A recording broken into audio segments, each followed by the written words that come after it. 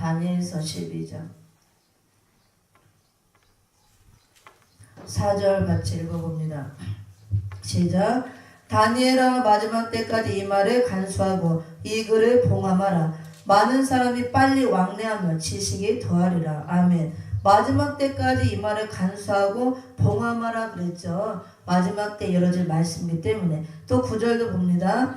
그가 가로되 다니엘아 갈지어다. 대저 이 말은 마지막 때까지 간수하고 봉함할 것임이니라. 아멘. 다니엘이 마지막 때에 대한 말씀을 예언으로 받아서 기록해 놨죠. 그래서 마지막 때 열어질 말씀, 전해질 말씀이기 때문에 그때까지 봉함하고 간수하고 있으라 이렇게 말씀하고 있습니다. 그래서 계시록 5장을 봅니다. 계시록 5장 5장에서 봉함하고 간수하라 했던 것처럼 어떻게 봉함했나 5장 1절을 봅니다. 시작. 내가 보매 보좌에 앉으신 이의 오른손에 책이 있으니 안팎으로 썼고 7인으로 봉하였더라. 보좌에 앉으시니 보좌 가운데 계신 하나님 오른손에 이 책이 있다 그거예요. 안팎으로 썼고 안팎으로 구원의 비밀과 심판의 비밀이 가득히 써졌다. 써진 책이다. 그 말씀입니다. 7인으로 봉하였더라. 누구도 열어볼 수 없도록 완전하게 봉함에 넣었다. 그렇게 봉함에 놓았는데 봉함에 놓을 때가 있고 또 이것을 열 때가 있다는 거예요. 열 때는 마지막 때죠. 그래서 계시록 22장 10절을 봅니다. 22장 10절 22장 10절은 이제 마지막 때가 되므로 이제 열라. 임봉하지 말라. 시작. 또 내게 말하되 이 책에 예언의 말씀을 임봉하지 말라. 때가 가까우니라. 아멘. 예언의 말씀은 요한계시록을 예언의 말씀이라고 합니다. 미래에 대한 것을 기록한 말씀이기 때문에 그래서 장차 될 일, 그 다음에 반드시 속해 될 일, 또 마땅히 될 일, 결코 속히 될 일이라고 하잖아요. 미래에 대해서 기록한 말씀, 그래서 또 예언의 말씀이라고 합니다. 봉함에 놓았다가 마지막 때가 되었으므로 이제 더 이상 임봉하지 말라. 때가 가깝다. 주 재림 때가 가깝다. 주 재림 때 열어질 말씀이라 그거예요. 그래서 지금 열어져서 우리에게 들려지고 보여지고 있다는 것은 주 재림 때가 가까워진 걸 보인다 그겁니다. 그래서 이 책을 열기 위해서 예수님이 책을 취하죠. 계시록 5장을 봅니다. 5장 7절에 예수님이 이제 책을 열기 위해서 취하는 장면인데요. 2절부터 한번 읽어봅니다. 2절부터 2절, 3절, 4절을 읽어볼게요. 이 책을 아무도 열 자가 없다 그랬습니다. 시작. 또 봄에 힘있는 전사가 큰 음성으로 외치기를 누가 책을 펴며 그 인을 떼기 합당하냐 하니 하늘 위에나 땅 위에나 땅 아래에 능히 책을 펴거나 보거나 할 리가 없더라. 이 책을 펴거나 보거나 하기 합당한 자가 보이지 않기로 내가 크게 울었더니 장로 중에 하나가 내게 말하되 울지 말라. 유대지파의 사자 다윗의 뿌리가 이기었으니 이 책과 그 7인을 떼시리라 하더라. 아멘. 사도 요한이 이 말씀을 받아 기록했지만 이 책을 봉함하라. 봉함에 놓고 아무도 이 책을 열 자가 없다고 그랬어요. 땅 하늘 위에나 땅 위에나 땅 아래에 능히 책을 펴거나 보거나 할 리가 없더라. 그래서 사도 요한이 크게 울었다고 그랬죠. 그랬을 때 장로 중에 하나가 울지 말라. 유대지파의 사자 다윗의 뿌리가 이기었으니 이 책과 7인을 떼시리라 하더라. 유대지파 다윗의 뿌리는 누구예요? 유대지파 사자 다윗의 뿌리는 예수님을 말하죠. 예수님이 다윗 지파를 통해 오셨잖아요. 그리고 이기었으니 십자가에서 이기신 십자가의 승리를 말하는 겁니다.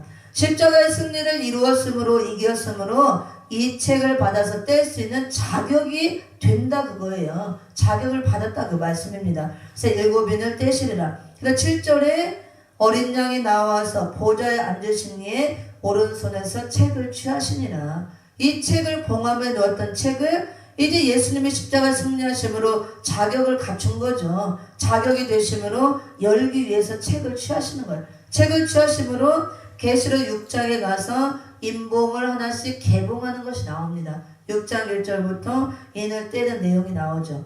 6장 1절 읽어봅니다. 보라 내가 보매 어린 양이 7인 중에 하나를 떼시는 그때에 내가 들으니 내 생물 중 하나가 우리 소리같이 말하되 오라 하기로. 그래서 7인 중에 하나를 떼시는 그때 일곱 인으로 봉해놨다 그랬잖아요. 그래서 인을 하나씩 떼는 장면이 6장에서 나오는 겁니다. 이렇게 2000년 동안 기록해서 봉함해 놓았다가 마지막 때가 되어서 열어줄 말씀이라 말씀하고 이제 열어졌다는 것은 마지막 때가 되었다는 걸 보여주고 이미 우리에게는 이제 펴놓인 책이 되어서 열린 말씀이 된 거죠. 그래서 우리에게 이렇게 전해지고 있는 겁니다. 열어놓으셨기 때문에. 안 전해졌을 때는 이 말씀을 안 전했잖아요. 전하면 큰일 나는다. 이제 전해질 때가 되어서 열었기 때문에 교회들이 이 말씀을 전하고 또 이단들이 앞서서 먼저 전하고 있고 지금은 모든 교회가 다 이 말씀을 전하고 있죠. 그게 때가 되었다는 증거예요. 그래서 감추었던 만나를 이기는 자에게 주실 거다 약속을 했는데 감추었던 만나는 이렇게 봉함해 놓았던 요한계시록 같은 말씀 감추었다 주시는 만나 같은 이 시대의 양식을 말하는 겁니다. 그래서 이렇게 봉함을 해놨다가 지금은 펴놓인 책으로 우리에게 감췄던 만나 같은 말씀으로 우리에게 먹여주시고 있습니다. 그러면은 감췄던 만나는 봉함에 넣었다 주시는 이 계시록 말씀을 말하는데 또 어떤 의미를 갖고 있느냐? 감췄던 만나는 영의 양식이죠. 감췄다 주시는 하나님의 비밀스러운 말씀. 그래서 우리에게 영의 양식을 공급해주는 말씀인데 시대적인 영의 양식. 그래서 우리가 사는 이런 시대, 마지막 때 환란 시대에 주시는 새 양식이라는 거예요. 새 양식, 새 양식, 새 말씀.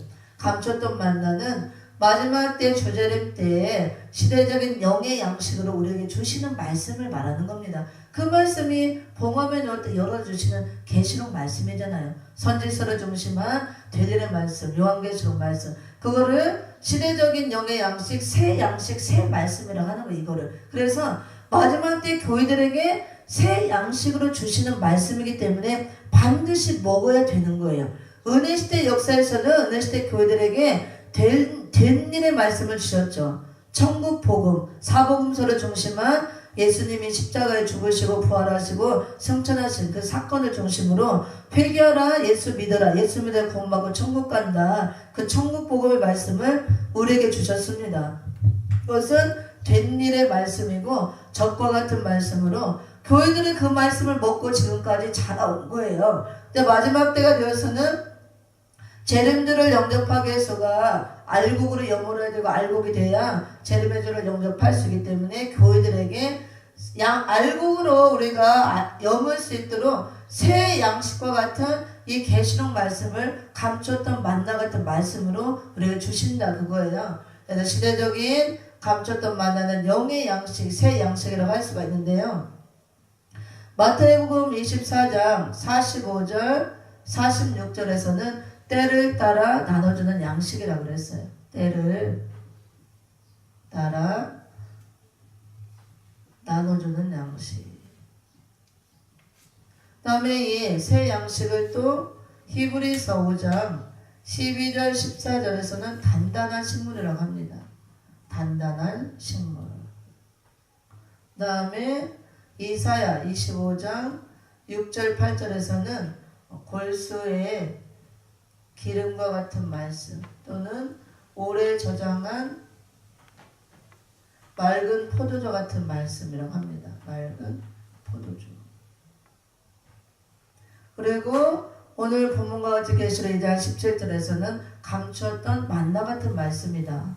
그 다음에 계시록 10장 8절 9절 10절에서는 꿀같이 달게 먹어야 될 작은 책의 말씀이라고 해요. 작은 책의 말씀. 작은 책의 말씀.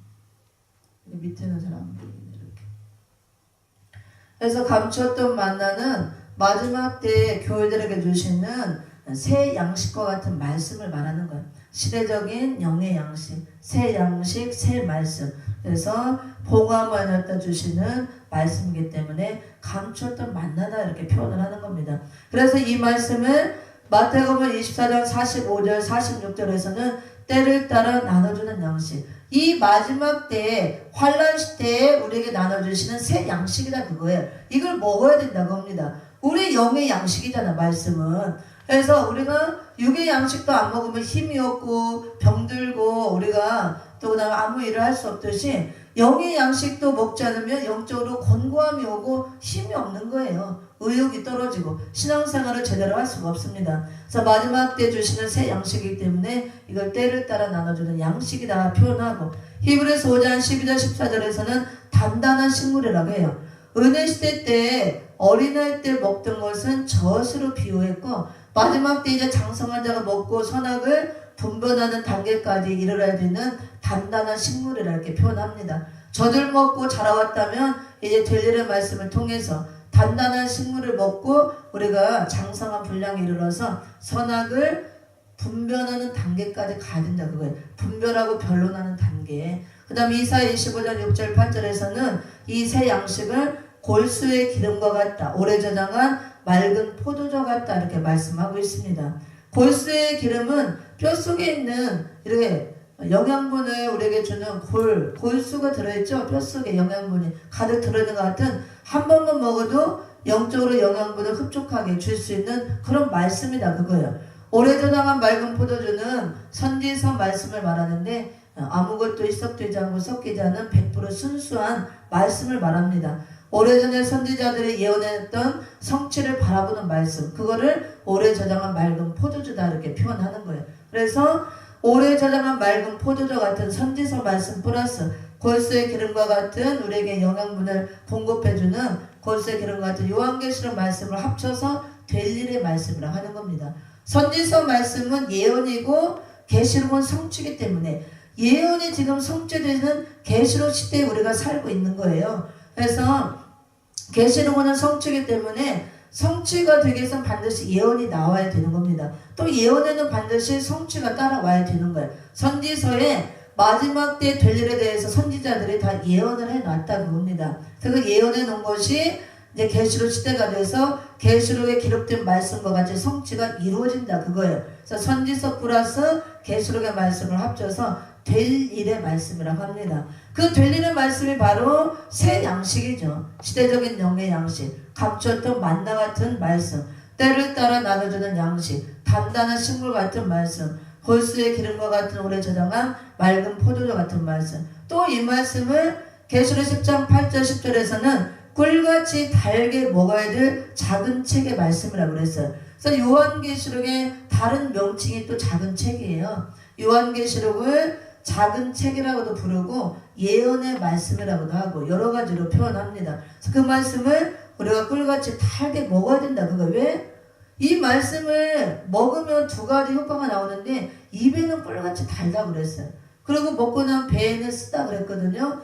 입에는 달지만 배에는 쓴 효과가 나오는 것은 새 양식으로 주셨기 때문에 맛있다 그거예요. 그래서 먹을 때 꿀같이 달게 느껴지고 맛이 있다. 그런데 이 말씀을 우리가 온전히 이루기 위해서, 성취를 이루기 위해서는 쓴 시련이 따라온다 그겁니다. 그거를 야곱과 같은 인내로 이겨야 된다 말씀하고 있습니다. 그래서 이렇게 감췄던 만나는 바로 시대적인 새 양식과 같은 될 일의 말씀, 봉함에 놓았다 마지막 때에 이렇게 열어서 우리에게 주시는 요한계시록의 말씀을 말하는 거예요. 이기는 자들에게 지금 감췄던 만나를 주신다는 것은 이 말씀을 열어서 하나님 주신다 그거죠. 더 열어주신다, 깨닫게 해준다, 하나님의 비밀을 알게 해준다 그 뜻이죠. 그래서 우리가 지금 비진리를 따르는 게 있다면 회개하고 다 말씀의 검으로 잘라내고 버리고 우리가 이런 하나님이 주시는 감췄던 만나 같은 새 양식을 받아 먹음으로 더욱더 영육간에 강건해지고 사명 감당하고 끝까지 승리자가 되어서 다 재림의 주를 영접해야 될 줄 믿습니다. 마태복음 24장 한번 읽어봅니다. 마태복음 24장, 마태복음 24장 45절 46절. 때를 따라 나눠주는 양식과 같은 말씀. 시작. 충성되고 지혜 있는 종이 되어 주인에게 그 집 사람들을 맡아 때를 따라 양식을 나눠줄 자가 누구뇨? 주인이 올 때 그 종이 이렇게 하는 것을 보면 그 종이 복이 있으리로다. 아멘. 충성되고 지혜 있는 종이 되어 주인에게 그 집 사람들을 맡아 때를 따라 양식을 나눠줄 자가 누구뇨? 그래 우리는 이때는 시대를 말하는 거죠. 시대를 분별할 줄 알아야 되고 시대에 맞는 말씀을 내가 나눠주는 종이 돼야 충성된 종이 되고 지혜롭고 복 있는 종이 되는 겁니다. 주님 오실 때. 근데 시대를 분별 못하는데 내가 어떻게 시대적인 양식을 나눠줄 수가 있습니다. 분별도 못하는데. 되들의 말씀을 통해서 시대를 분별하고 시대에 맞는 자기 사명을 찾아서 감당하고 또 시대에 맞는 이런 때를 따라 양식을 나눠주는 종들이 되어야 될 줄 믿습니다. 그 다음에 히브리서 5장을 봅니다. 히브리서 5장 12절 14절을 볼게요. 단단한 식물이라고 그랬는데 히브리서 5장 12절 14절 시작. 때가 오래므로 너희가 마땅히 선생이 될 터인데 너희가 다시 하나님의 말씀의 초보가 무엇인지 누구에게 가르침을 받아야 할 것이니 젖이나 먹고 단단한 식물을 못 먹을 자가 되었도다. 대저 젖을 먹는 자마다 어린아이니 의의 말씀을 경험하지 못한 자요. 단단한 식물은 장성한 자의 것이니 저희는 지각을 사용함으로 연단을 받아 선악을 분별하는 자들이니라. 아멘. 여기 젖과 단단한 식물이 나오죠. 젖은 어린아이가 먹는 것이라 그랬습니다. 젖을 먹는 자마다 어린아이라 그랬죠. 단단한 식물은 장성한 자의 것이다. 장성한 자가 먹는 것이다. 그래서 은혜 시대에 된 일의 말씀을 저주로 비유했어요. 왜? 은혜 시대는 씨를 뿌리게 하고 자라게 하는 그런 역사를 하는 시대이기 때문에 전국 복음 적과 같은 말씀을 통해서 이렇게 자라는 일을 했다는 거예요. 우리를 자라게 하는 역할을 하고, 그다음 마지막 때 이렇게 자라온 교회들이 될 일의 말씀과 같은 단단한 식물을 먹고 더욱더 장성한 자가 되어서 선악을 분별하는 단계까지 이른다 이렇게 말씀하고 있습니다. 이게 바로 시대적인 영의 양식이라는 거예요. 새 양식. 다음에 이사야서를 봅니다. 이사야서 25장을 볼게요. 이사야서 25장 6절 8절 읽어봅니다. 시작. 만군의 여호와께서 이 산에서 만민을 위하여 기름진 것과 오래 저장하였던 포도주로 연회를 베푸시리니 곧 골수가 가득한 기름진 것과 오래 저장하였던 맑은 포도주로 하실 것이며 또 이 산에서 모든 민족의 그 가르워진 면박과 열방의 그 덮인 휘장을 제하시며 사막을 영원히 멸하실 것이라. 주 여호와께서 모든 얼굴에서 눈물을 씻기시며 그 백성의 수치를 온천하에서 제하시리라. 여호와께서 이같이 말씀하셨느니라. 아멘. 그래서 맑은 포도주와 같은 말씀, 오래 저장하였던 골수가 가득한 기름진 것 같은 말씀이라 말하고 있으며 선지서 플러스 요한계시록 말씀을 말하고 있습니다. 이 말씀을 먹음으로 사망을 멸해준다 그랬어요. 가려진 면박과 열방의 휘장을 다 제하시고 하나님과 우리 사이에 가려진 면박과 휘장과 같은 죄로 인해서 가려진 모든 것들을 다 제하시고 이런 것들이 제하여짐으로 사망이 멸해지는 역사가 오는 거예요. 사망을 영원히 멸한다고 그랬어요. 지금 우리가 사망이 완전하게 멸해진 상태가 아니죠. 우리가 예수 믿고 회개하고 구원받아서 우리 영이 구원을 받았죠. 우리 영혼이 구원을 받았습니다. 오늘은 죽으면 다 영혼이 구원받았기 때문에 낙원으로 가요. 저도 여러분도. 근데 가는 거는 영혼이 들어가는 거죠. 육신은 못 들어갑니다. 육신은 다 흙으로 돌아가요. 왜? 사망이 100% 멸하여지지 않았기 때문에. 사망 아래 아직도 놓여있고 매여있기 때문에 우리가 예수님을 구원받으면 사망에서 생명으로 옮겼다 그랬어요. 그래서 영혼은 구원받아서 구원받은 백성이 되고 거룩한 하나님의 백성이 되었지만 우리가 육신은 다 흙으로 돌아가요. 그리고 영혼만 낙원에 들어가는 겁니다. 그건 다 멸해진 게 아니에요. 다 사망이 멸해진 것은 멸해지기 때문에 죽지 않는 몸이 돼야 멸해지게 되는 겁니다. 근데 지금 구원받았어도 육이 죽잖아요. 다. 그건 멸해진 게 아니에요. 사망 아래 놓여있기 때문에 우리가 죽는 것입니다. 아직도 사망 아래 있기 때문에. 근데 우리가 사망이 영원히 멸해진 상태, 사망의 세력이 다 죽어진 상태를 말하죠. 그래서 우리가 죽지 않는 몸이 된다 그겁니다. 사망이 멸해진 상태, 그 몸으로 나온 몸을 변화체라고 하는 거예요. 그리고 우리가 변화체가 돼야만 재림의 주를 영접할 수가 있습니다. 예수님이 공중에 임하시니까 우리가 들림 받으려면 이 몸으로는 들림 받을 수가 없고 사망이 멸하여진 몸이 되어야 우리가 변화체가 되어야 들림을 받을 수가 있는 거예요. 그래서 은혜 시대 역사는 사망을 멸하는 역사가 아니고 사망에서 생명으로 옮겨놓는 역사, 우리를 죄에서 구원하는 역사.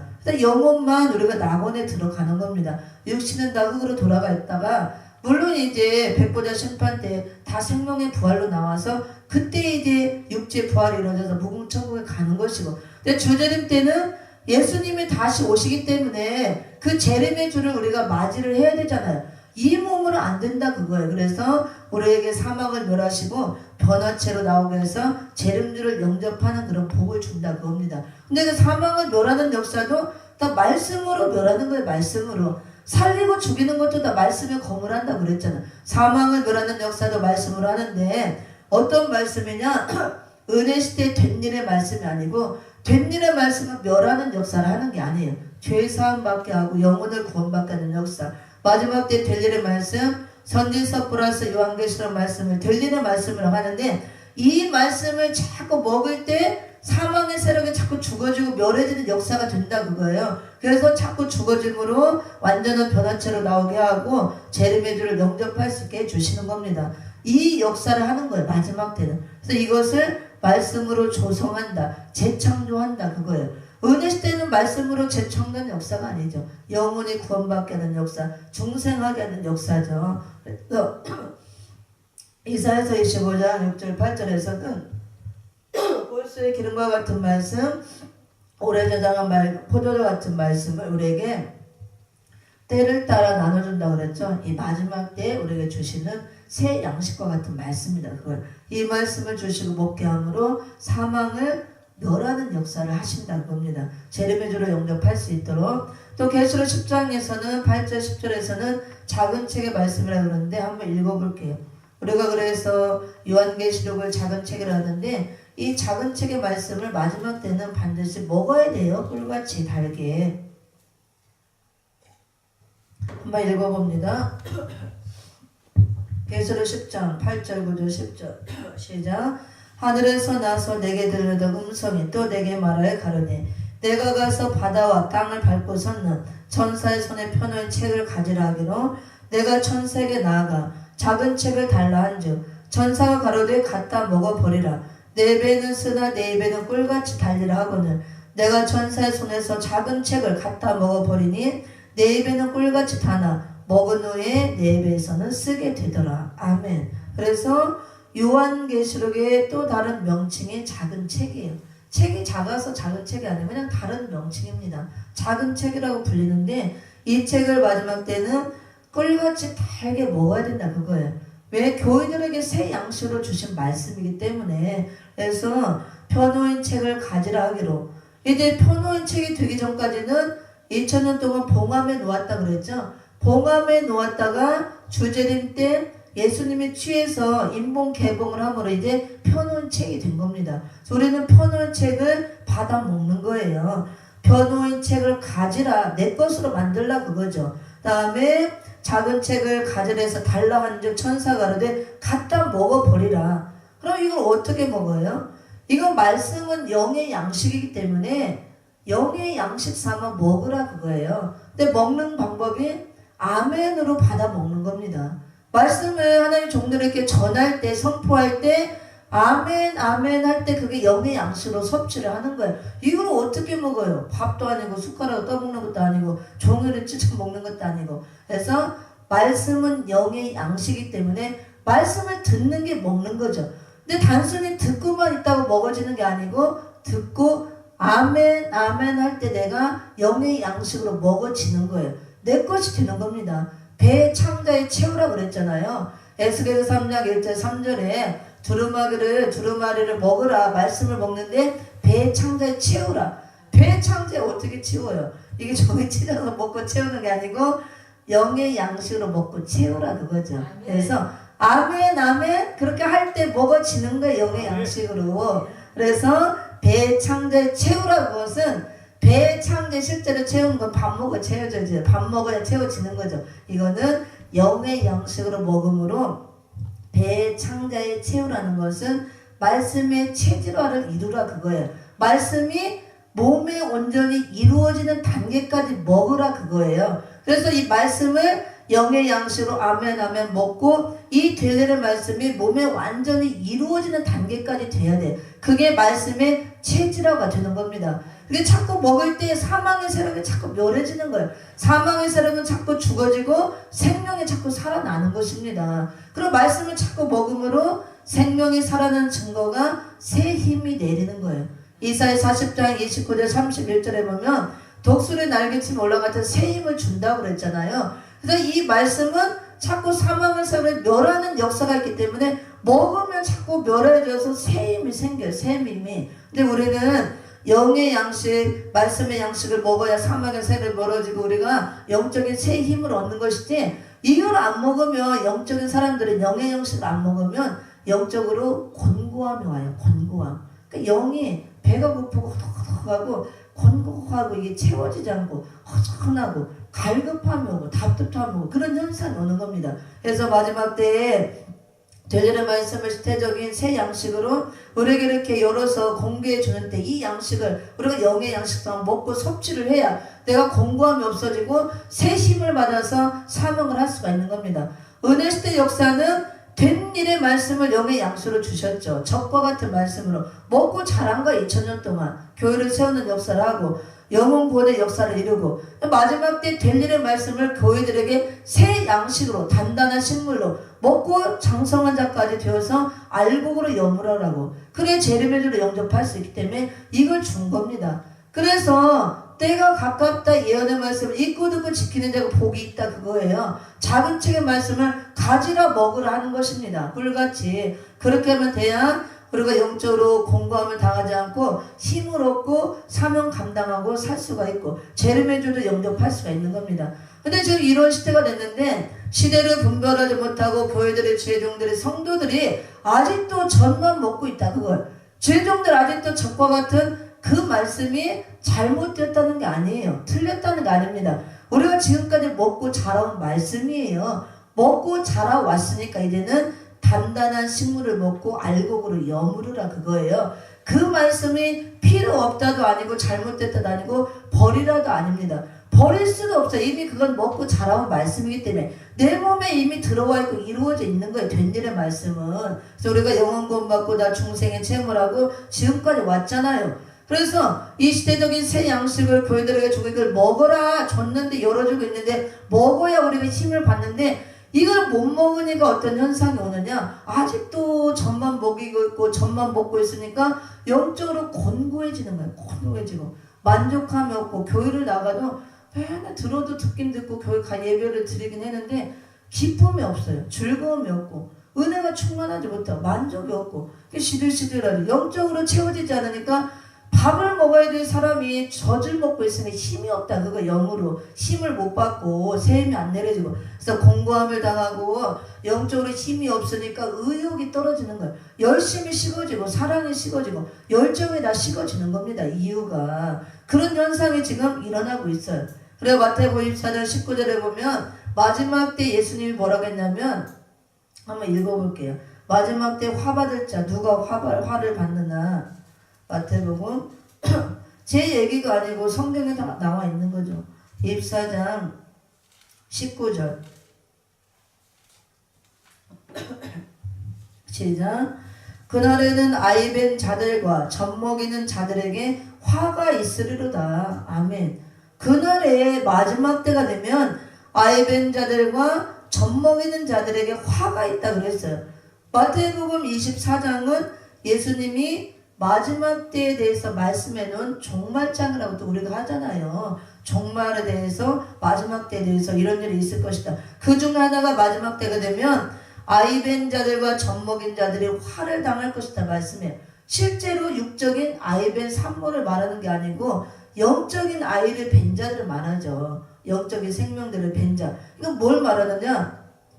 교회는 생명을 잉태를 해야 되죠. 그렇죠? 그거를 이제 우리가 전도와 대상자를 정해놓고 태신자 잉태라고 하잖아요. 그리고 성령으로 우리가 다 생명을 잉태를 해야 돼요. 다 말씀을 통해서. 교회는 생명을 내놓는 낳는 역사를 해야 되기 때문에 은혜 시대나 환란 시대나 그러면은 이거를 말씀을 통해서 기도를 통해 이 말씀을 통해서 잉태를 했다면 죄 종들이 잉태만 하고 있으면 안 된다 그거예요.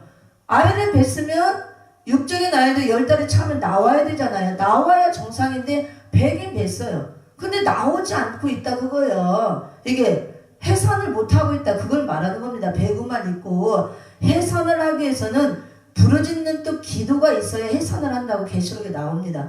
말씀을 통해서 내가 아이를 뱄다면 배구만 있으면 안 되고 해산을 해서 내놓아야 된다 그거예요. 그리고 또 그래서 아이를 배긴 뱄지만 해산하지 못하고 있는 종들도 화를 받고 젖먹이는 자들에게 화가 있다는 것은 젖을 먹이는 자가 누구예요?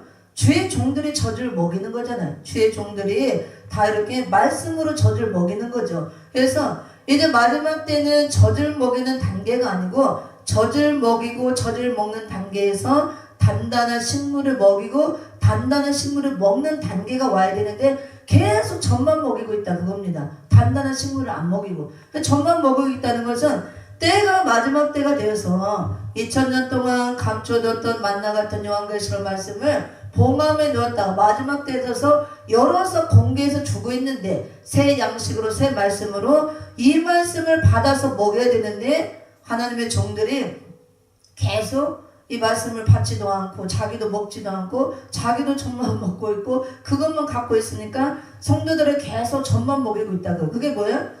천국 복음은 계속 그것만 전하고 있다 그거예요. 그런 자들에게 화가 있다고 합니다. 마지막 때에 아이를 벤 차로 해산하지 못하는 종들에게도 화가 있고 그 다음에 젖을 먹이는 종들도 또 젖만 먹고 따라오는 자들도 똑같이 화를 받는다 그 말씀입니다. 이게 때를 분별하지 못하는 종과 성도를 말하는 거죠. 그래서 여기 때를 따라 양식을 나눠주는 종이 복이 있다 그랬잖아.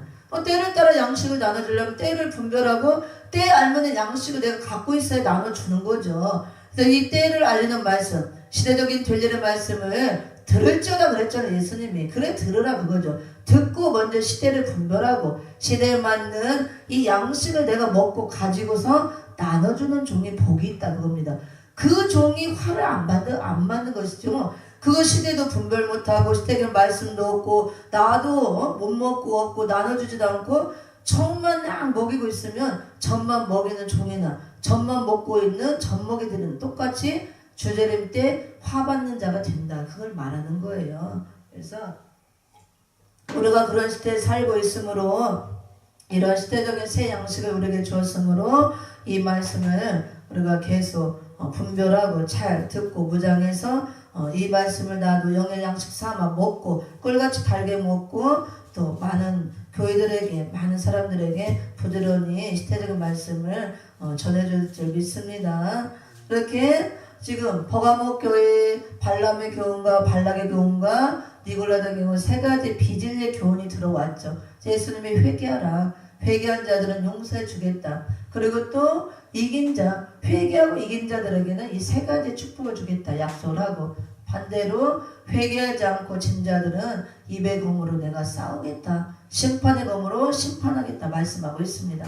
그래서 오늘 이렇게 감추었던 만나를 준다는 것은 2000년 동안 봉함에 넣었던 요한계시록의 말씀, 감추었던 만나 같은 말씀, 시대적인 새 양식으로 우리에게 주시겠다 그 약속이죠. 그래서 우리가 이 말씀을 계속적으로 받아 먹음으로써 시대를 분별하고 또 시대에 맞는 사명을 찾아서 감당하고 때를 따라 양식을 나눠주는 종들이 돼야 끝까지 또 이긴 자가 되는 거예요. 그래서 재림의 주를 영접할 수가 있습니다.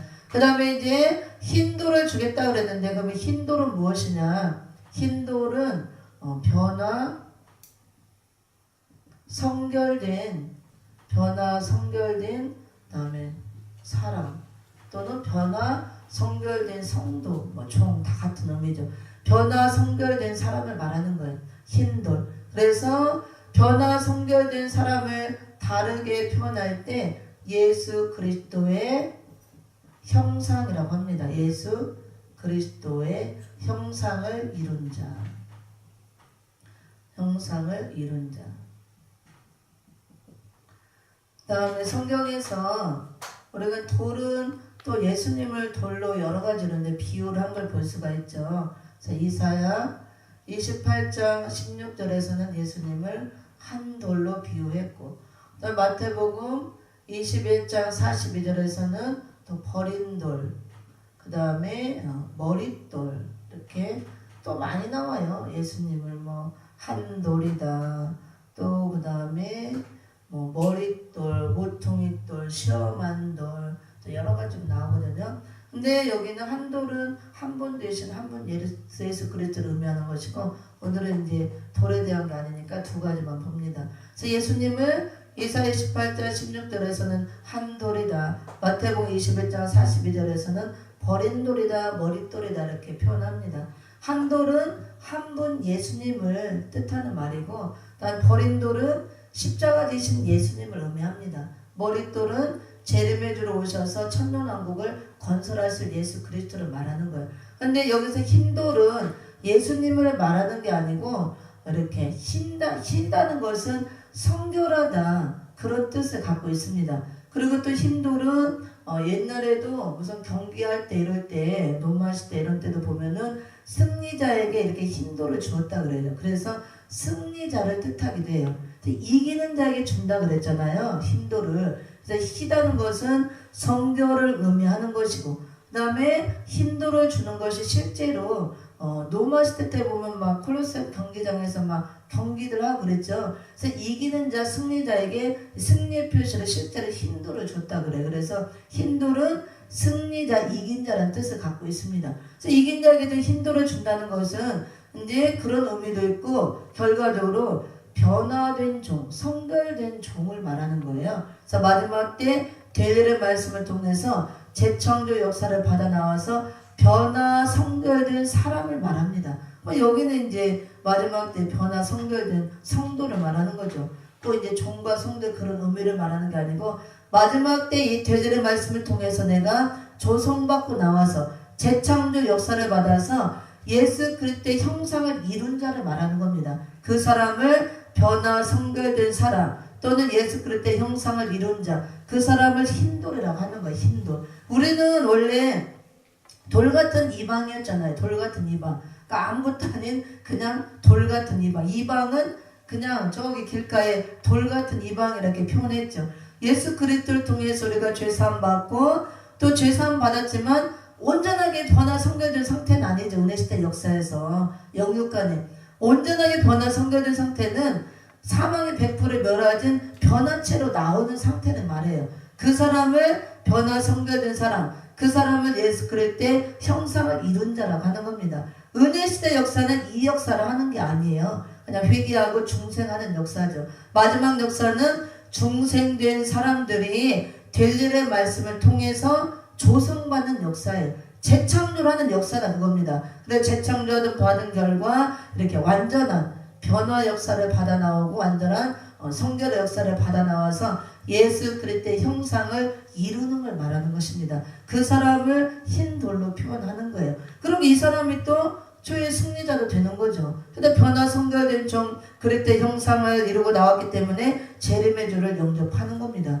우리가 이기지 못하고 승리자가 되지 못하면 다 떨어진 자, 버리운 자가 돼서 심판의 대상이 된다 그랬잖아요. 그거는 승리자가 아니죠. 그래서 그런 의미를 갖고 있습니다. 그래서 이제 돌로 하면 성경에서 예수님을 비유를 이렇게 돌로 여러 가지로 비유했죠. 우리는 이방은 그냥 저기 이방 상태로 있을 때는 돌과 같은 이방. 그래서 우리가 예수 그리스도를 통해서 회개하고 죄사함 받고, 죄사함 받은 자들, 중생된 자들을 하나님 마지막 때 들리는 말씀을 통해서 이렇게 완전하게 변화 역사를 받게 나오게 하고, 완전하게 성결된 종으로 나오게 하는 역사. 이게 마지막 역사예요. 그래서 그렇게 나온 사람을 예수 그리스도의 형상을 이룬 자다 이렇게 얘기를 합니다. 그래서 그 사람들이 이긴 자에 해당되고, 그러니까 온전하게 하나님이 이제 이기고 회개하는 자들이 이런 역사를 이루어 주신다 그거죠. 감추었던 만나 같은 말씀을 계속 주심으로, 또 우리가 그 말씀을 통해서 또 장성한 자가 되게 하고 재림의 주를 영접할 수 있게 해주시고 또 이렇게 온전하게 변화 성결된 사람으로 그릇된 형상을 이루어서 재림의 주를 영접할 수 있게 해주겠다 그 말씀이에요. 그래서 예수 그릇된 형상을 이루는 말씀은 갈라디아서 4장 19절과 다음에 빌립보서 3장 21절 고린도전서 15장 44절 49절 이렇게 참고하시면 됩니다. 그래서 예수 그릇된 형상을 이룬 자 흰 돌은 변화 성결된 사람을 의미하는 것이고 이 변화 성결된 사람을 다르게 표현할 때 예수 그릇된 형상을 이룬 자라고 그래요.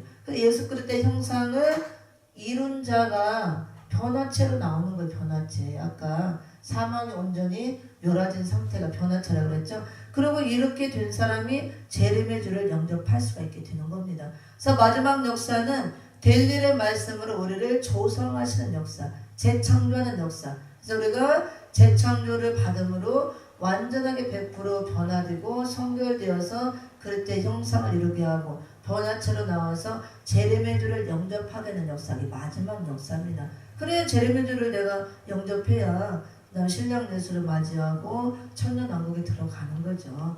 그 역사를 받으라고 이 말씀을 주시는 겁니다. 그래서 여기는 이제 이렇게 참고 한번 읽어보고 이제 마치고 여기 새 이름만 하고 마치도록 하겠습니다. 오늘은 갈라디아서 4장 19절 여기 이제 그리스도의 형상을 이루는 과정이 이제 말씀이 많이 나오고 좀 내용이 길어요. 오늘은 이렇게 간단하게 좀 봅니다. 시간이 많이 걸리니까.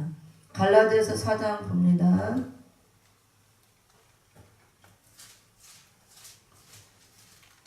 갈라디아서 4장 19절 시작. 나의 자녀들아 너희 속에 그리스도의 형상이 이루기까지 다시 너희를 위하여 해산하는 수고를 하노니 아멘. 사도 바울도 고백을 했죠. 너희 속에 그리스도의 형상이 이루기까지. 그러면은 사도 바울도 구원받고 여기 다 믿는 성도들을 향해서 사도 바울이 지금 말하는 거죠. 내가 해산하는 수고를 한다는 것은 구원받았다고 다 그리스도의 형상을 이룬 게 아니다 그거예요. 다 완전히 안 되었다 그겁니다. 성경에서 말하는 완전은 완전하게 변화 성결된 상태로 변화체로 나오는 거. 그 다음에 성경에서 말하는 완전 구원도 영육간의 완전 구원을 말하는 거죠. 그리고 은혜시대 역사는 영혼만 구원받고 낙원에 있다가 백부다 심판 후에 첫째 부활로 나오지 못하면 그때 전체 부활 때 나와서 그때 육체 부활이 있잖아요. 그래서 육체가 부활된 몸으로 영과 육이 완전한 몸이 되어서 무궁천국에 들어가는 거예요. 그걸 완전이라고 하는 거예요. 그래서 무궁천국에는 영혼만 들어가는 게 아니에요. 영과 육이 완전한 몸이 되어서 들어가는 겁니다. 영혼만 구원받아서 무궁천국 가는 게 아니고 영혼은 낙원에 있다가 백부다 심판 후에 생명의 부활로 나온다고 그랬잖아요. 구원받은 자들 육체도 온전하게 부활하는 겁니다. 그런데 지금 같은 몸은 아니죠. 완전한 몸으로 부활해서 나오니까. 그래서 예수님이 십자가 죽으시고 부활하신 부활체를 생각하면 돼요. 완전체는. 그래서 영과 육이 완전한 몸이 되어서 무궁천국에 들어가는 거예요. 그 몸을 완전한 몸이라고 하는 겁니다. 그래서 은혜시대 역사는 우리가 영혼은 구원받았지만 그게 완전체는 아니다 그거예요. 그래서 완전체가 아니기 때문에 영혼만 낙원에 가는 겁니다. 육체는 죽어서 흙으로 가잖아요. 완전하게 되고 완전체면 육이 죽으면 안 돼요. 육까지 같이 들어가야 되는 거예요. 천국으로. 바로 은혜시대 역사는 그런 역사. 근데 마지막 때는 재림주가 오시고 재림의 주를 영접해야 되기 때문에 재림의 주님은 초림주와는 다르죠. 초림의 주님은 인간의 몸을 입고 인성을 갖고 왔지만 신성과 인성, 신인 양성을 가지고 오셨지만 다시 오시는 재림의 주님은 부활하시는 몸으로 오시는 거예요. 신성의 모습, 재림주의 모습, 심판주의 모습으로 오잖아요. 완전하신 하나님의 모습을 갖고 오는 겁니다. 그래서 심판주가 되시는 것이고 그 완전한 몸으로 오시니까 그 완전하신 부활하신 예수님을 우리가 재림의 주를 영접하기 위해서는 우리도 완전한 몸이 되지 않고는 영접할 수 없다 그거예요. 지금은 우리가 영혼이 구원받았지만 완전히 아니에요. 완전 불완전한 상태죠. 왜? 아직도 사망 아래 놓여있기 때문에. 그래서 이 상태로는 재림의 주를 영접할 수가 없는 겁니다. 그래서 재림 주님이 오시는 때가 되었으므로 우리가 완전한 몸, 변화 성결된 사람으로 그리스도의 형상을 이루어서 변화체로 나와야만 재림의 주, 완전하신 하나님을 영접할 수가 있는 것입니다. 예수님도 하나님이잖아요. 완전하신 신성으로 오시니까 이제 심판주는. 그래서 마지막 역사는 우리를 완전하게 나오는 역사, 그래서 조성한다, 재창조한다 하는 거예요. 말씀으로. 그래서 하나님이 모든 걸 말씀으로 하잖아요. 말씀으로 우주 만물을 창조했듯이 우리를 조성해서 완전하게 나오가는 것도 말씀으로 하는 거예요. 말씀으로. 오래 저장한 맑은 포도주 같은 말씀, 골수에 기름과 같은 이 선지서를 중심한 요한계시록 말씀, 되리는 말씀, 시대적인 새 양식과 같은 이 말씀을 먹어야만 사망이 멸해진다 그랬잖아요. 그래서 마지막 역사는 사망이 멸해지는 역사. 그래서 우리가 완전한 변화체로 나오게 되는 역사. 그래서 완전 변화체가 되어서 성결된 사람, 그 사람을 예수 그리스도의 형상을 이뤘다 그러고 흰돌로 이렇게 표현하는 거예요. 이해가 되시죠? 그래서 사도 바울도 지금 구원을 받았고 구원받은 성도들이지만 그때 형상이 이루기까지 다시 너희를 위하여 해서는 수고를 한다 그랬습니다. 그러면 한번 구원받은 걸로 그리스도의 형상이 이루어졌는데 이루기까지 해서는 수고를 할 필요가 없죠. 아직 이루어지지 않았다 그걸. 예수 믿고 구원받았어도 이루기까지. 그래서 마지막 역사가 그리스도의 형상을 이루는 역사라는 거. 그 다음에 빌립보서 3장 21절도 봅니다. 빌립보서 3장. 빌립보서 3장 21절을 봅니다. 20절부터 한번 읽어볼게요. 시작. 오직 우리의 시민권은 하늘에 있는지라 거기로서 구원하는 자 곧 주 예수 그리스도를 기다리노니 그가 만물을 자기에게 복종케 할 수 있는 자의 역사로 우리의 낮은 몸을 자기 영광의 몸의 형체와 같이 병케 하시리라. 아멘. 지금은 우리가 영혼이 구원받았지만 육체는 낮은 몸의 상태예요. 왜? 죄 아래 매어있는 몸이니까. 그래서 그 몸을 낮은 몸이라고 표현하는 겁니다. 죄를 져요, 안 져요? 우리가 죄사함 받아서 원죄 문제를 해결이 됐지만 자꾸 자본죄를 범하잖아요. 그래서 고백을 하라 그랬잖아요. 예수님도 제자들을 발을 씻기면서 발도 완전하게 됐으면 발도 씻길 필요가 없는 거예요. 너희가 다 깨끗하게 됐지만 자꾸 묻는다 그랬잖아요. 그래서 발을 씻겨주는 의미가 그거잖아요. 그거는 자꾸 회개하면 된다 그랬어요. 입술로 그냥 고백하면 자백하면 우리를 모든 불의에서 깨끗게 하신다. 하나님이 요한일서로 말씀하고 있잖아요. 그래서 여기도 보니까 그래서 지금 가진 몸은 영적으로는 거룩한 자가 되었지만 우리 육체는 낮은 몸의 상태다 그거예요. 죄 아래 매어있고 사망 아래 놓여있는 몸, 이걸 말하는 겁니다. 그래서 우리의 낮은 몸을 자기 영광의 몸의 형체와 같이 변케 하시리라 그랬잖아요. 이 몸이 변화체예요. 영광의 몸으로 변케 하는 것이. 그래서 사망이 멸하여진 몸, 변화 성결된 사람. 그래서 그리스도의 형상을 이룬 자의 몸이 영광의 몸으로 변한 몸, 바로 변화체를 말하는 겁니다. 마지막 역사는 이 역사를 하는 역사라는 거. 그래서 20절에 보면 우리의 시민권은 하늘에 있는지라. 시민권이 내가 예수를 믿고 구원받으면 거듭나면 시민권을 갖는 거죠. 하늘의 백성이라는 시민권, 생명책의 이름이 기록되잖아요. 그럼 내가 시민권을 받은 거예요. 하나님 나라 백성이 되었다는 그 표시죠. 그러면 이미 다 구원받았어요. 하나님 나라 백성도 되었고 시민권을 받았으니까 오직 우리의 시민권은 하늘에 있다는 것은 하나님 나라의 백성이 되었다, 시민이 되었다 그 뜻이죠. 그런데 사도 바울이 뭐라고 하냐면 시민권이 하늘에 있고 이미 시민권을 받은 하나님 나라 백성이 되었는데 거기로서 구원하는 자, 곧 예수 그리스도를 기다린다 그랬어요. 구원이 다 이루어졌는데 뭘 하면 또 예수를 기다려요. 그래서 우리가 말씀을 잘 알아야 돼요. 그래서 한 번 구원, 영원 구원. 이미 우리가 예수를 믿기만 하면 구원. 그래서 은혜시대 역사는 그러죠. 한 번 구원, 영원 구원. 믿기만 하면 구원. 그거 맞는 말씀이에요. 하나님이 우리에게 믿음의 선물을 주어서 예수를 믿게 하고 믿음으로 우리가 구원을 받게 하죠. 한 번 구원, 영원 구원 믿기만 하고 맞긴 맞아요. 그런데 우리가 완전 구원이 이루어졌으면 뭐하려고 시민권이 이미 하늘에 있는지 거기서 구원하는데 예수를 뭐하려고 또 기다려요. 이건 그걸 말하는 게 아니에요.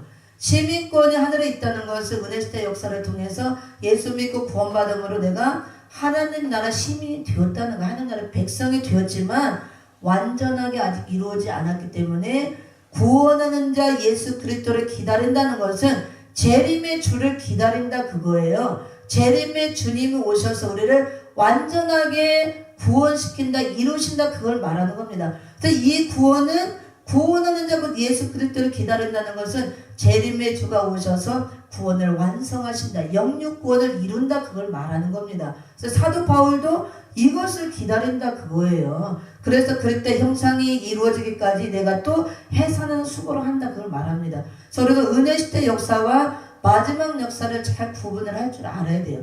은혜시대 역사는 그냥 십자가 지신 예수를 믿기만 하면 돼요. 그래서 믿고 죄사함 받고 중생하면 돼요. 다 하늘의 시민권을 갖기 때문에 죽으면 다 낙원에 가는 겁니다. 그리고 이제 첫째 부활로 나오는 순교자와 마지막 때 쓰임받는 임마누엘 종 말세 종만 빼고는 다 천년왕국 끝날 때까지 살지 못하고 낙원에 있다가 백보자 심판이 이루어질 때 그때 구원받은 자들 낙원에서 생명의 부활로 나온다 그랬어요.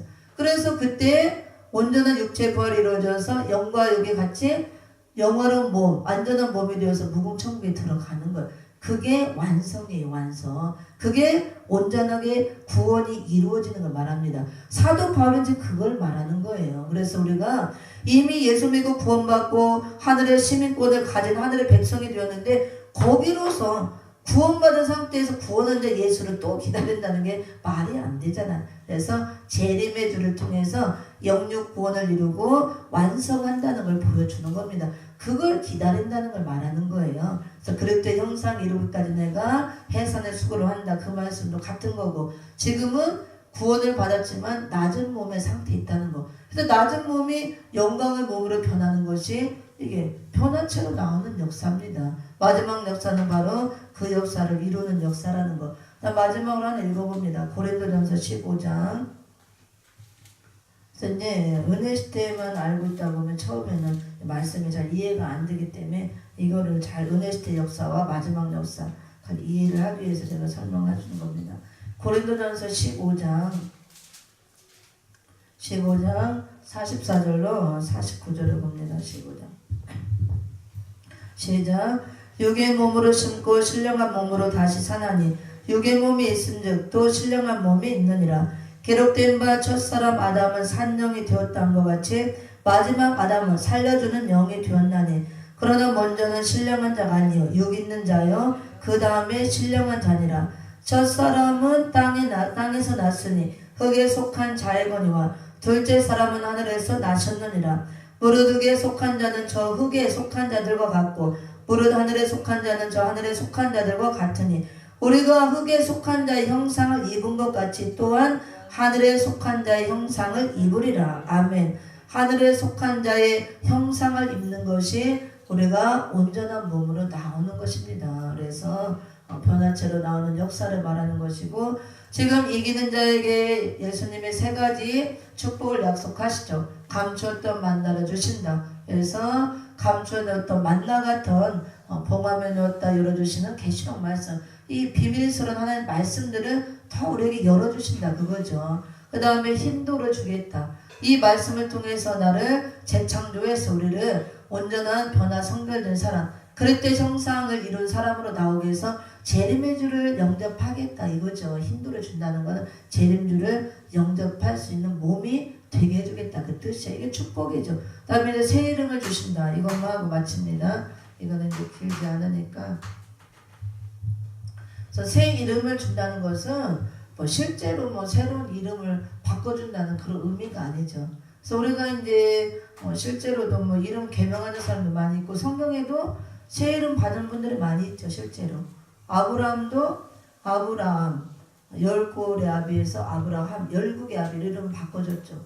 사라도 사레에서 사라로 바꿔줬고, 또 대표적으로 누가 있어요? 베드로, 또 야곱도 야곱에서 너는 이스라엘이라 이름을 바꿔줬고, 구약에서는 아브라함, 사라, 또 야곱, 신약에서는 베드로, 그 다음에 시몬에서 베드로를 바꿔준 거죠. 그 다음에 또 바울, 사울에서 바울로 바꿔주고, 실제로 이름 바꿔준 분들도 많이 있죠. 근데 여기서 새 이름을 기록해 준다는 것은 우리도 그렇게 뭐 바울처럼 베드로처럼 이름 바꿔준다는 의미가 아니에요. 그렇게 실제로. 근데 실제로 또 그렇게 이름을 하나님이 바꿔줬다 그래서 이름 바꿔줌으로 더 큰 자들이 되고 능력 있게 사명 감당한 큰 복을 받았잖아요. 실제로. 근데 실제로 이름 바꾸는 목사님들도 많이 있더라고. 그래서 이름 막 개명해주는 목사님들도 있고, 근데 이제 뭐 때로는 바꿀 수도 있죠. 이름이 안 좋으니까. 특히 저희 남편 목사님 같은 분은 이름이 그냥 듣기 너무 안 좋아요.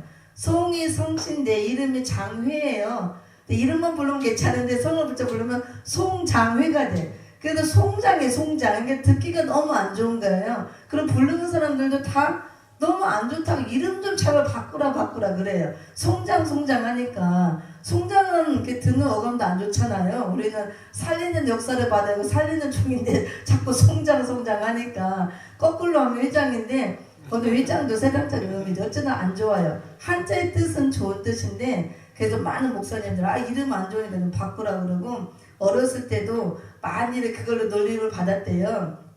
그래도 도저히 안 되겠다. 이름을 바꿔야 되겠다. 그래서 이제 기도를 해서 저희 아는 목사님이 성령의 감동 속에 이제 감동받아서 이름을 쳐줬어요. 저희 이모 목사님이 뭐라고 쳐줬냐면 송대풍. 그래서 지금 얼마 전에 개명 신청을 해서 이제 좀 있으면 나올 거 이게 송대풍. 그 무슨 의미냐면 이제 한자로 대자는 큰 대자, 풍자는 풍요를 풍자. 그래서 큰 풍요란 뜻인데 그게 풍요란 뜻이 부유하다는 뜻이잖아요. 근데 육적인 부유함만 말하는 게 아니고 영육간의 부유함의 역사가 있는 종, 그 부유함의 역사가 따르는 종이라는 의미로 그렇게 지어주셨어요. 그래서 영적으로도 가는 곳곳마다 풍요로운 역사, 부유함의 역사가 있고 육적으로도 부유, 얼마나 좋아요.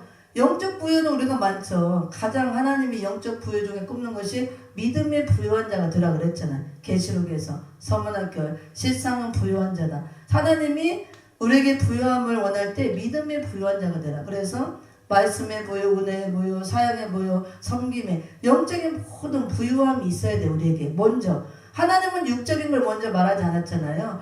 영적인 부유함이 있는 종이 돼야 되고 또 육적으로도 부유함이 따라야 돼요. 육적으로 영적으로는 막 부유한데 우리의 모습은 그렇죠. 서문학교회처럼 환란과 궁핍감 가운데 있지만 실상은 부유한 자다. 영적으로는 부유한 모습을 있는데 육적으로 너무 가난하다 그거예요. 그래서 물질로도 죄적이 너무 가난해도 별로 안 좋더라고. 너무 힘도 들고 본도 안 되고. 그래서 영적 부유함을 먼저 가져야 되고 그 다음에 육적인 부유함도 따라야 된다는 거. 그래서 그런 의미로 송대풍이라고 지어준 거예요. 이름이 좋죠. 그래서 앞으로 제가 그랬죠. 목사님은 이제 이름처럼 가는 곳곳마다 대풍의 역사만 일어나겠다라고. 그것도 큰데 지나니까 큰 대풍의 역사, 영육간의 대풍의 역사, 부유함의 역사만 있도록 목사님이 가는 곳마다 교회 가서 집회를 하든 어디 가든 그곳에 영육간의 큰 대풍의 역사가 일어나겠다고 제가 이렇게 기도했어요. 그런 역사가 있어 좀 믿습니다. 그리고 또 이름대로 된다는 말도 있잖아요. 왜냐면 이 말은 씨앗이라고 했잖아요. 씨앗을 심는 거. 그래서 우리가 자꾸 긍정적인 씨앗을 심으면 10년 후에 20년 후에 심은 대로 내가 좋은 것들을 거두는 것이고 항상 부정적인 것들을 심으면 그 결과로 부정적인 것들만 거두게 되는 겁니다. 그래서 이름도 자꾸 우리가 부르잖아요. 부르면서 이게 씨앗을 이것도 심는 거더라. 이름. 근데 이름에 다 뜻이 있듯이 그래서 이름의 뜻도 우리가 좋은 것으로 짓는 것도 그거는 또 틀린 것도 아니고 그것도 어느 정도 맞다고 봅니다. 저도. 그래서 자꾸 그렇게 부르다 보면 그걸로 입술로 씨앗을 심는 거니까 그런 역사가 올 줄 믿습니다. 근데 여기서 예수님도 우리에게 이긴 자에게 새 이름을 주신대. 새 이름. 그런데 그 이름 계명에도 주는 새 이름이 아니고 여기서는 이제 새 이름이 무엇을 말하느냐. 계시록 14장을 봅니다. 14장 1절을 봅니다. 여기만 하고 이제 마칠 텐데요. 14장 1절을 봅니다. 읽어봅니다. 시작. 또 내가 보니 보라 어린 양이 시온산에 섰고 그와 함께 14만 4천이 섰는데 그 이마에 어린 양의 이름과 그 아버지의 이름을 쓴 것이 있도다. 아멘. 14만 4천 이마에 어린 양의 이름과 아버지 이름을 쓴 것이 있도다 그랬죠. 그래서 이마에 어린 양의 이름과 아버지 이름이 쓰여지는 것이 새 이름을 주시는 거예요. 그러면은 어린 양의 이름과, 어린 양은 예수님이죠. 아버지는 하나님 아버지, 이름이 쓴 것이 이마에 있다 그랬는데 그럼 이마에 이름 써주나? 어린 양이로 예수님이로 아버지, 그걸 말하는 게 아니죠. 영적으로 이름이 쓰여지는 거. 이거는 무슨 뜻이냐? 소유권 표시예요. 이마에 어린 양 이름과 아버지 이름을 쓴 것이 있다는 것은 어린 양 되신 예수님의 소유가 되었다. 하나님 아버지의 소유가 되었다. 소유권 표시를 말하는 겁니다. 그래서 너는 내 종이나 내 것이다, 그런 표시라 그거예요. 그래서 하나님이 내 종 내 것이 되었으므로 항상 하나님이 그 종을 어디 가든지 함께 하시고 보호 역사가 따르고 그 종에게 축복을 주신다는 그런 뜻이지, 뭐 실제로 이름 바꿔주고 그런 의미가 아니라 그거예요. 그래서 새 이름을 주신다는 것은 계시록 14장 1절에 이마에 어린 양 이름과 그 다음에 아버지 이름을 쓴 것이 있도다. 아버지의 이름을 쓴 것이 있도다 그랬어요. 있도다. 그래서 이마에 어린 양 이름과 아버지 이름을 쓴 것이 있다는 것은 소유권 표시를 말합니다. 그래서 어린 양의 이름, 어린 양 되신 예수님이죠. 그래서 예수님의 소유가 되었다 그러죠. 소유가 되었다. 그 다음에 아버지의 이름, 아버지의 이름. 그래서 성부 하나님 아버지, 아버지의 소유가 되었다. 아버지의 소유가 되었다. 이런 뜻이죠. 그래서 이거는 소유권 표시죠. 소유권. 소유권 인정하는 표죠. 인정하는 표. 그 너는 예수님이 내 소유가 되었다. 내 종이다. 그런 뜻이다. 그리고 내 것이다. 그런 표시죠. 그 다음에 이 새 이름은 이렇게 어린 양 예수님과 하나님 아버지가 소유가 되었다는 소유권 인정하는 표시다. 그거예요. 이름이 써진다는 것은, 새 이름을 기록해 준다는 것은 실제로 이름을 바꿔주거나 이마에 기록되는 것이 아니고 소유권 표시를 한다는 거. 이건 영적으로 표시되는 거기 때문에 겉으로 드러나는 게 아니죠. 근데 이제 하나님은 아시고 내 것이라 다 표시했으니까, 그리고 표시된 자는 또 아는 거죠. 본인도 소유가 되었기 때문에. 그래서 새 이름은 또 생명책에 기록된 이름, 생명책에 기록된 이름으로 구원받을 이름이죠. 이건 구원받을 이름. 그 다음에 장자 천년왕국에서도 왕권 받을 이름, 왕권 받을 이름. 그 다음에 영원한 생명을 누릴 영생할 이름이죠. 영생할 이름. 말할 수가 있습니다. 그래서 오늘은 여기까지 하고 이제 마치도록 하겠습니다. 오늘 이제 버가목 교회에 세 가지 빌레질레가 들어와서 예수님이 회개하라 말씀하고, 회개했을 때는 내가 다 용서해 주겠다. 반대로 회개하지 않고 끝까지 이 비진리를 버리지 않고 따르는 자들은 또 예수님이 입의 검으로 내가 심판하겠다, 싸우겠다, 심판의 대상이 된다. 그 말씀이죠. 산재 심판 때 내 심판을 받는 겁니다. 그리고 또 이 비진리를 버리고 회개한 자들, 그리고 이기는 자들 예수님이 세 가지를 이렇게 주시겠다 약속했어요. 그래서 감추었던 만나 같은 시대적인 새 양식과 같은 선지서 요한계시록 말씀, 되드릴 말씀, 이걸 통해서 계속 깨우쳐 주시고, 그 다음에 또 힌도를 주겠다. 이런 말씀을 통해서 변화 설명된 종으로 나와서 온전한 예수 그리스도의 형상으로 재창조하시고 재림들을 영접할 수 있게 해주시겠다. 우리를 온전한 변화체로 나오게 해주시겠다. 그 말씀이죠. 그 다음에 또 마지막으로 새 이름을 내가 기록해 주겠다. 그것은 이마에 어린 양의 이름과 아버지 이름을 쓴 것이 또다 하신 말씀처럼 하나님 아버지의 소유, 어린 양 예수님의 소유가 됐다는 표시로 내 소유가 되었다 인정해준다 그거예요. 그래서 항상 하나님이 어디 가나 함께 하시고 보호하시고 축복해 주신다 그런 뜻이죠. 그래서 이 이름을 받은 자들은 생명책에 기록된 이름이라고 할 수가 있고, 그래서 구원받을 이름, 또 천년왕국에서 왕권을 받을 이름, 또 무궁천국에서 영원한 생명을 얻고 영생할 이름이라고 할 수가 있습니다. 그래서 우리가 비진리를 마지막 때 받지 않도록 진리의 말씀으로 무장해서 비진리는 다 몰아내고 말씀의 검으로 물리치고 잘라내고 진리의 말씀으로만 충만케 되고 끝까지 다 이긴 자가 되어서 감추었던 만나갔던 새 양식을 더욱더 공급받고 이 말씀으로 재창조를 받아서 힘들과 같은 이기는 자가 다 되어서 재림의 주를 영접하고 새 이름을 또 기록해서 하나님의 소유 어린 양의 소유가 되어서 천년왕국을 거쳐 무궁한 천국까지 가는 복을 받기를 예수 이름으로 축원을 드립니다.